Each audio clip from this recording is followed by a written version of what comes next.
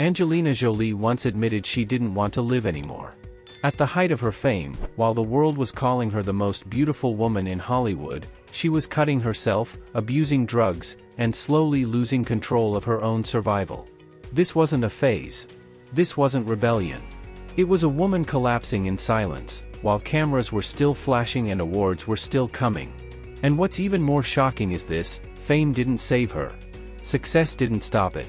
This is the story of how Angelina Jolie reached the edge of self-destruction, and what finally pulled her back when nothing else could. Angelina Jolie once admitted that there was a time when she didn't want to live anymore. Not when she failed. Not when she was forgotten. But when she was at the peak of fame. At that moment, the media was calling her the most beautiful woman in Hollywood. Her name was everywhere. Major roles. Money. Admiration. At the same time, she was cutting herself. She was abusing drugs. And she no longer trusted herself to protect her own life. This wasn't a rebellious phase. It wasn't shock behavior to get attention. It was a pattern. Happening behind closed doors. With no cameras. No spotlight. She carried knives with her. Not to threaten anyone. But to make sure she could still feel that she existed. The most disturbing part is this. The next morning, she still showed up on set. She still performed. She still did her job as if nothing was wrong. You need to understand one thing.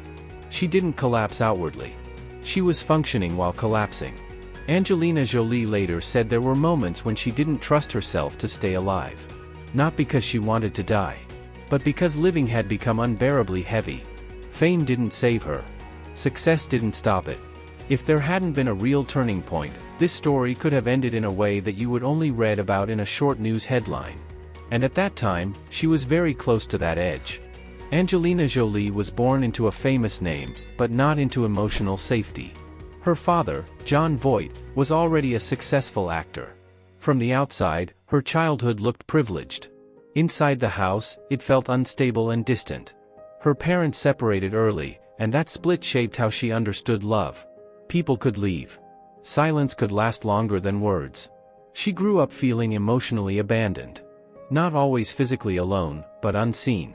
Her relationship with her father became strained and inconsistent. That absence stayed with her. It taught her not to rely on anyone. It also taught her to keep things inside. At school, she didn't fit in. She felt different and isolated. She watched others connect while she stayed on the edge. There was no support system for mental health. No language to explain what she was feeling. Just confusion, shame, and the sense that something was wrong with her. By her early teens, the emptiness had already taken root. She described feeling disconnected from her body and from life itself. While other teenagers were forming identity and direction, she was questioning whether life was worth holding on to. These thoughts didn't come from one event. They built slowly, year after year. Acting entered her life not as a goal, but as an escape. It gave her a way to express emotions she couldn't express as herself. On screen, pain made sense. Anger had structure. Chaos had a script. It was easier to be someone else than to sit with her own thoughts. But growing up around fame also created pressure. Expectations were unspoken but heavy. The fear of never being enough followed her. Not just as an actress. As a daughter. As a person. She wasn't chasing Hollywood. She wasn't chasing success. She was trying to manage the weight inside her head. And long before the world saw Angelina Jolie as strong, fearless, or powerful, she was a child learning how to survive emotional instability by staying quiet. That silence would follow her into adulthood. Angelina Jolie didn't step into acting with a clear goal. She stepped into it because it was familiar, and because it gave her somewhere to put the chaos she couldn't control in her own life. Growing up around film sets, cameras never felt intimidating. What felt intimidating was being alone with her thoughts. Acting became a way to stay busy, focused, and distracted. Her earliest roles were small and unremarkable to the industry. To her, they mattered for a different reason. On set, emotions had rules. Pain had a beginning and an end. Someone told her when to start and when to stop. That structure mattered. It made things feel manageable in a way real life never did. But entering the industry came with a weight she couldn't escape. Her last name followed her everywhere. Casting rooms didn't just see a young actress. They saw the daughter of a famous actor. Every audition carried expectation. Every rejection felt personal. When she didn't get a role, it wasn't just failure. It reinforced the belief that she wasn't enough on her own. She took roles that mirrored how she felt inside. Characters who were unstable, angry, isolated, women on the edge. The industry praised her intensity. Directors liked how far she was willing to go. What they didn't realize was that she wasn't pretending. She was drawing directly from her own state of mind. As work increased, so did pressure. She was young, visible, and emotionally unsteady. Fame began to creep in before she had any sense of identity. Interviews started. Public attention followed. But there was no foundation underneath it. No internal stability. No sense of who she was when she wasn't performing. Off-set, her personal life became more chaotic. Substance use increased. Sleep became irregular. Risk-taking felt normal. There was no clear separation between work and coping. Acting didn't calm her. It amplified what was already there. The more she was praised for intensity, the deeper she leaned into it. People around her saw talent. They saw fearlessness. They saw a young actress who seemed unafraid of darkness. What they didn't see was that darkness wasn't a choice. It was familiar territory. It felt safer than calm. Success arrived before she was ready for it. That made everything more dangerous. When things went well, it didn't bring relief. It brought more exposure. More expectations. More pressure to maintain an image she didn't fully understand. She didn't feel grounded by progress. She felt chased by it. Every new role raised the stakes. Every step forward left her with less room to fall apart quietly. By the time the industry started paying real attention, she was already losing balance. Not publicly. Internally. She was working more, being seen more, and understanding herself less. Acting had started as an escape. Now it was becoming a mirror. It reflected back everything she hadn't dealt with. And without realizing it, she was moving toward a level of fame that would remove the last places she could hide. This was the stage where collapse becomes possible. Not because things are going badly, but because they are going well too fast, with no support underneath. Angelina Jolie wasn't building a career on stable ground. She was building it on unresolved pain, untreated mental strain, and constant self-pressure. And the industry, focused on results, had no reason to slow her down. This was the beginning of her rise. And it was also the beginning of the most dangerous period of her life. Angelina Jolie's rise didn't feel like momentum. It felt like acceleration without control. Roles became bigger. Paychecks grew. Awards followed. The industry moved fast, and she moved with it because slowing down was never presented as an option. Public recognition came before emotional stability, and once that happened, there was no quiet way to catch up. When she won major awards and critical praise, the narrative around her shifted overnight. She was no longer seen as a troubled young actress. She was framed as extraordinary, fearless, magnetic, the kind of performer who didn't hold back. That image stuck, and it followed her everywhere. Interviews focused on intensity. Headlines focused on danger and allure. The public loved the contrast. Inside, it created pressure she didn't know how to handle. Fame stripped away privacy in small pieces. First came recognition in public spaces. Then came constant attention. Every relationship, every appearance, every change in her body or expression became something to analyze. The world felt entitled to her life. There was no pause between roles to process what was happening. The schedule kept filling. The expectations kept rising. At this stage, success stopped feeling rewarding. It became maintenance. She wasn't asking whether she wanted the next role. She was asking whether she could afford to stop. And stopping felt dangerous, because it meant being alone with her thoughts again. Work became a shield. As long as she was busy, she didn't have to sit still. The media continued to simplify her into extremes. She was either glorified or condemned. There was no room for complexity. That reduction made it harder to be honest with herself. The person the world saw didn't match how she felt. That gap widened with every success. The more she achieved, the more disconnected she became from her own identity. Fame also changed how people around her behaved. Some admired her. Some used her. Very few challenged her. Boundaries blurred. Risk felt normalized. When you are praised for intensity, it becomes harder to recognize when intensity turns into harm. Warning signs were easy to dismiss when everything on the surface looked like progress. She continued to deliver powerful performances. Critics praised her fearlessness. Directors trusted her instincts. From the outside, her career looked unstoppable. Inside, it felt unstable. There was no grounding routine. No emotional recovery. No sense of safety. Just constant movement and constant exposure. The irony was that recognition increased her sense of isolation. She was surrounded by people, yet emotionally alone. Trust became difficult. Vulnerability felt risky. Admitting weakness seemed incompatible with the image that was being rewarded. So she didn't slow down. She leaned further into work, further into distraction, further into behaviors that kept her from feeling empty. This period mattered because it set the conditions for collapse. Not through one dramatic failure, but through sustained pressure without relief. Success came faster than support. Fame arrived without a framework for mental health. The industry kept pushing forward because nothing appeared broken. But something was breaking. Angelina Jolie was rising publicly while losing stability privately.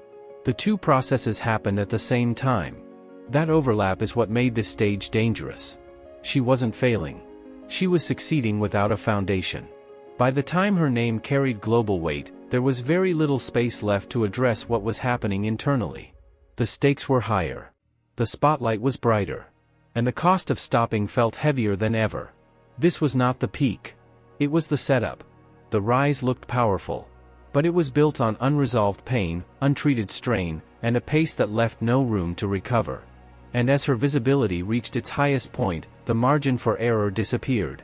Angelina Jolie was becoming famous everywhere. Except within herself. Angelina Jolie's collapse didn't begin with a scandal. It began quietly, in routines that no one questioned. Long workdays. Late nights. Constant stimulation. Substance use that blurred the edges of exhaustion and anxiety. What looked like momentum from the outside was, for her, a way to avoid stopping. Because stopping meant facing what she had been carrying for years. Drugs became functional. Not celebratory. Not social. They helped her sleep when her mind wouldn't slow down. They helped her get through days when her body felt disconnected from her thoughts. Over time, use increased. Not suddenly, but steadily. Each step felt justified. She was working. She was delivering. Nothing appeared broken enough to intervene. Self-harm returned and deepened. She later spoke about cutting not as an act of drama, but as regulation. When emotions felt overwhelming or numbness took over, physical pain created a boundary. It was something she could control when everything else felt unstable. This wasn't visible to the public. It happened in private spaces, away from sets and cameras. What made this period dangerous was how well she functioned. She showed up. She performed. She met expectations. That ability masked the severity of what was happening. People assume collapse looks chaotic. In reality, it often looks organized. Predictable. Productive. That was the case here. Her relationships reflected the same instability. Intensity replaced safety. Attachment was strong but short-lived. Boundaries blurred. When connection felt uncertain, extremes felt familiar. Calm felt foreign. This pattern reinforced the internal belief that stability wasn't something she could maintain. Sleep became inconsistent. Appetite shifted. Risk-taking increased. None of these signs existed in isolation. Together, they formed a system that kept her moving forward while eroding her capacity to cope. The more visible she became, the less room there was to admit vulnerability. The image being rewarded was strength without limits. So she pushed past limits. She later described a growing fear, not of dying, but of what she might do to herself. That distinction matters. It signals a loss of trust in one's own judgment. When a person reaches that point, they are no longer managing stress. They are managing risk. Quietly. Alone. During this time, she began to recognize that her life was operating without safeguards. No pause. No structure for recovery. No one empowered to say stop. Success insulated the system. As long as results came, concern stayed minimal. The industry had no incentive to slow her down. She had no internal permission to slow herself. This is where collapse becomes imminent. Not through one reckless decision, but through accumulation. Pressure layered on pressure. Coping layered on coping. Each day manageable. The total unsustainable. Angelina Jolie reached a point where survival required external control. She admitted later that she needed someone else to be responsible for her life because she could not trust herself to do it alone.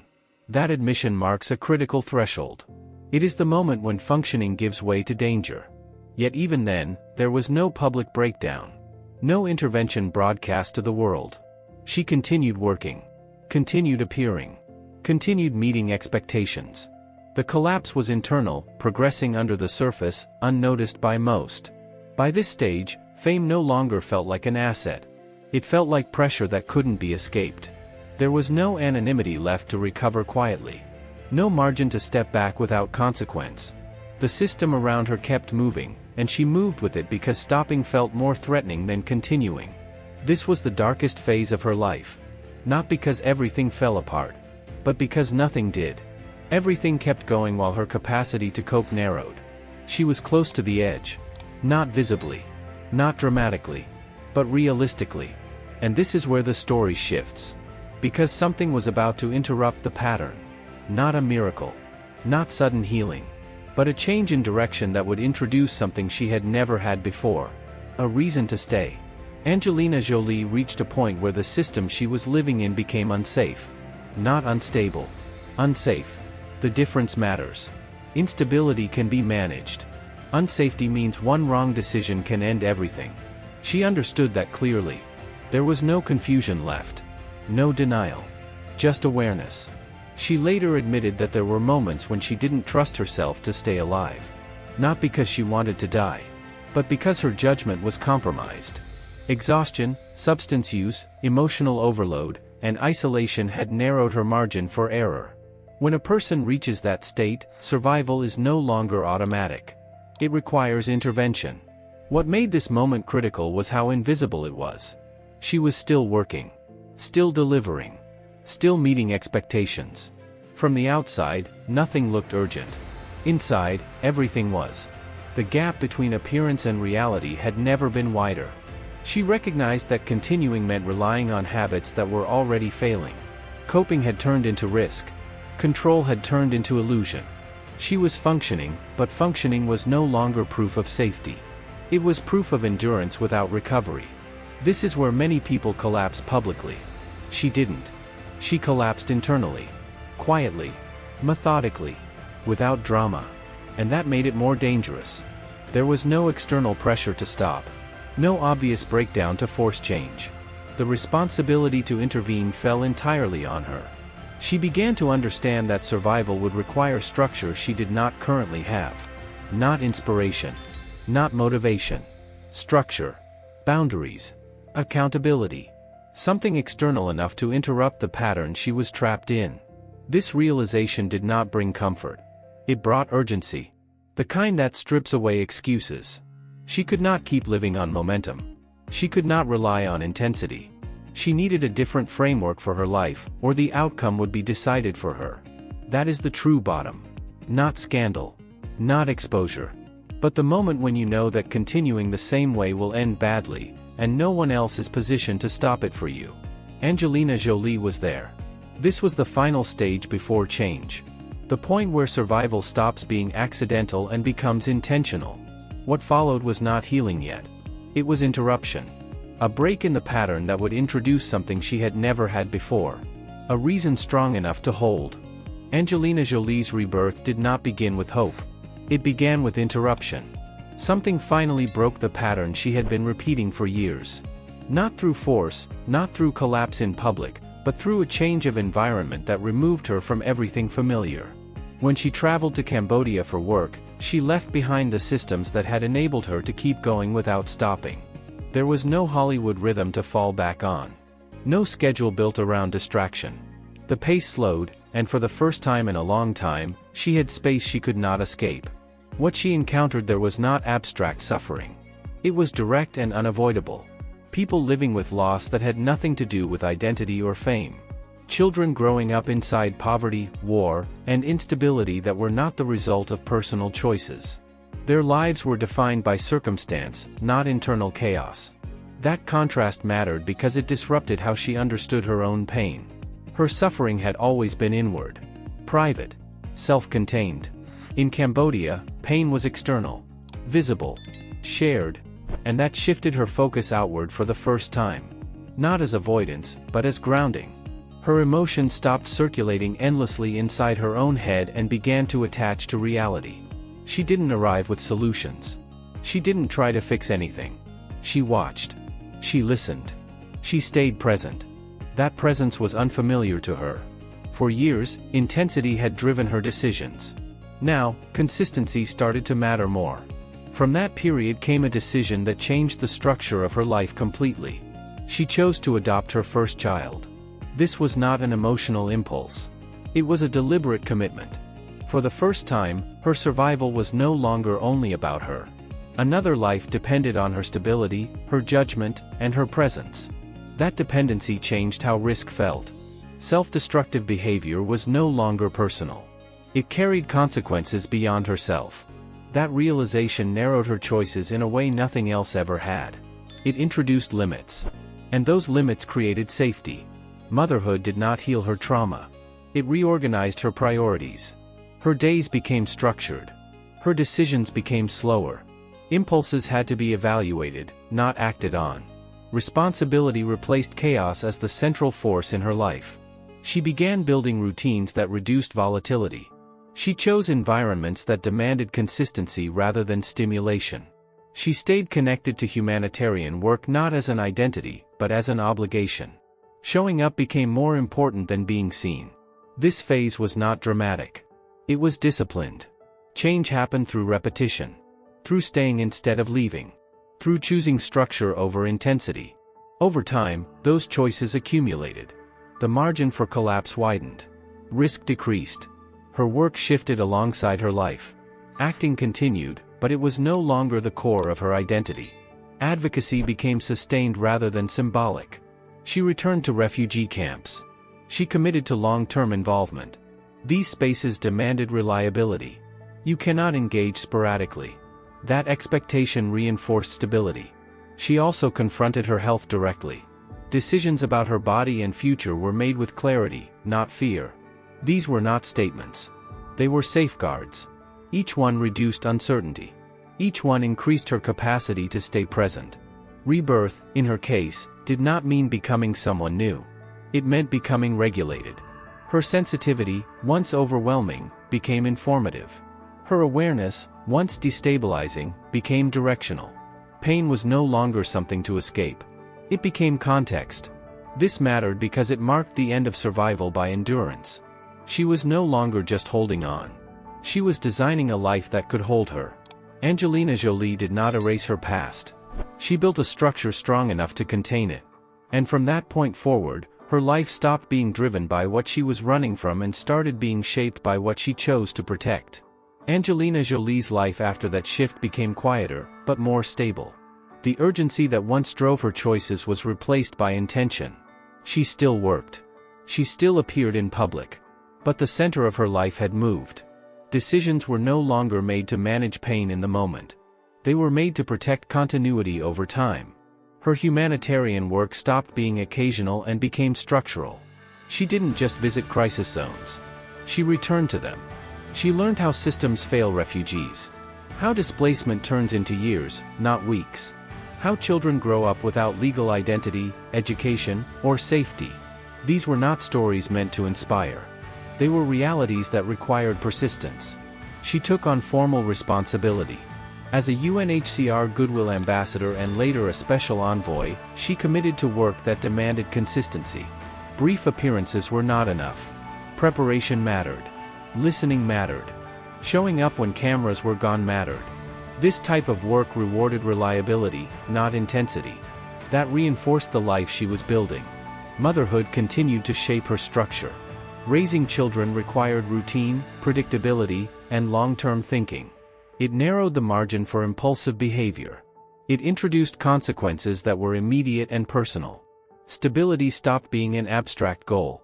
It became a daily requirement. Her relationship with fame also changed. Visibility became a tool, not a mirror. She used attention when it could shift outcomes. She stepped back when it couldn't. This selectivity reduced pressure. It also restored control. For the first time, she was choosing when and how to be seen. Health decisions followed the same logic. She addressed risk directly and publicly, not to create a narrative, but to normalize action. The message was simple. Waiting is not always strength. Sometimes prevention is. These choices reflected the same pattern as everything else in her life at this stage. Reduce risk. Increase longevity. Protect the future. Her work as a director reflected this maturity. The stories she chose to tell focused on survival under pressure, not fantasy. War. Displacement. Moral complexity. These themes were not new to her. What changed was how she engaged with them. The distance between subject and storyteller narrowed. Her work became more grounded and less performative. The transformation did not make her immune to difficulty. It made her prepared for it. She understood her limits. She respected them. That awareness allowed her to operate within a sustainable range. When stress increased, she adjusted structure instead of pushing harder. This phase matters because it shows what recovery actually looks like. Not a return to ease. Not constant confidence. But alignment between values and behavior. When those two stay connected, life becomes manageable. Angelina Jolie's legacy is not built on reinvention. It is built on continuity. She took a life that was once driven by unmanaged intensity and rebuilt it around responsibility, structure, and presence. The same sensitivity that once destabilized her now informs her decisions. The same awareness that once overwhelmed her now guides her work. She did not become powerful by removing pain from her life. She became powerful by learning how to live with it without letting it control the system. From the outside, the change looks dramatic. From the inside, it is the result of sustained discipline. Choice after choice. Day after day. This is what survival turns into when it is done well. Not escape. Not spectacle. But a life that can hold weight without breaking. Angelina Jolie's legacy is not defined by how far she rose, but by what she chose to carry once she no longer needed to prove anything. When the urgency of survival eased, responsibility took its place. That shift changed the shape of her influence. Her humanitarian work became long-term and measurable. She did not align herself with causes that offered visibility without impact. She focused on displacement, war, and the legal invisibility of refugees. These were issues that demanded persistence, not emotion. She worked within systems that move slowly and resist simplification. That patience reflected the life she had built for herself. She used her public position selectively. When attention could affect policy, funding, or awareness, she stepped forward. When it could not, she stepped back. This discipline reduced noise and increased credibility. Over time, institutions treated her less as a spokesperson and more as a partner. Her influence also reshaped conversations around health and agency. By speaking openly about preventative decisions, she reframed responsibility as strength. The focus shifted from fear to action. This had tangible effects, not in inspiration, but in behavior. More people sought information. More people made proactive choices. That outcome mattered more than approval. As a filmmaker, she chose stories that reflected structural pressure rather than individual triumph. War, displacement, and moral ambiguity became central themes. These projects were not designed for comfort. They were designed to hold attention on realities people prefer to avoid. This consistency reinforced the coherence of her public and private values. Her role as a mother remained central. Parenting anchored her decisions in time. Every choice was measured against long-term stability, not short-term intensity. This perspective extended into her professional life. She prioritized sustainability over scale, depth over volume. Angelina Jolie's legacy is not built on transformation as spectacle. It is built on continuity. She took a life once governed by unmanaged intensity and reshaped it around structure, responsibility, and presence. The same sensitivity that once destabilized her became the basis for empathy, discernment, and sustained action. Her story matters because it shows what recovery looks like after collapse. Not perfection. Not constant strength. But alignment between values, behavior, and limits. That alignment is what allowed her to remain present, effective, and engaged over time. Angelina Jolie did not outgrow her past. She integrated it. And in doing so, she turned personal instability into a framework for public responsibility. Angelina Jolie's story was never about becoming stronger than pain. It was about learning how to live with it without letting it decide everything. She did not escape darkness by denying it. She survived by building a life that could contain it. For years, intensity drove her forward. That intensity nearly destroyed her. What saved her was not success, not fame, not admiration. It was structure, responsibility, and the decision to stay present when disappearing felt easier. She learned that stability is not boring. It is protective. It gives pain boundaries. It turned survival into something repeatable. Her life after collapse did not become lighter. It became clearer. Choices were made with limits in mind. Work was aligned with values. Risk was reduced instead of romanticized. Angelina Jolie did not become powerful because she was fearless. She became powerful because she stopped letting chaos run the system. Her story matters because it shows a different version of recovery. Not the dramatic comeback. Not the clean break from the past. But the slow construction of a life that can carry weight without breaking. If you are carrying something heavy, this story does not promise relief. It shows you something more realistic. That survival is not about feeling better all at once. It is about making choices that keep you here long enough for meaning to form. Angelina Jolie stayed. She built. She chose responsibility over escape. And that choice changed everything.